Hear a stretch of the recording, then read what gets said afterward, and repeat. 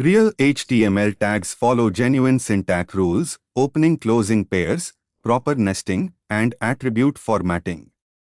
In this video you'll see the actual rules that make markup valid.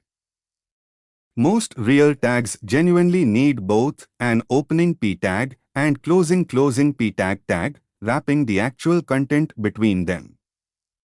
This real nested tag genuinely must close before its parent closes, strong tag closes before closing p tag, proper real nesting.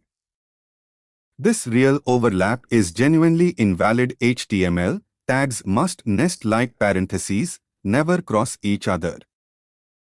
Most real tags need both an opening and closing tag.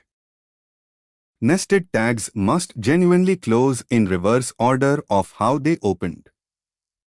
Overlapping tags are genuinely invalid and cause unpredictable rendering.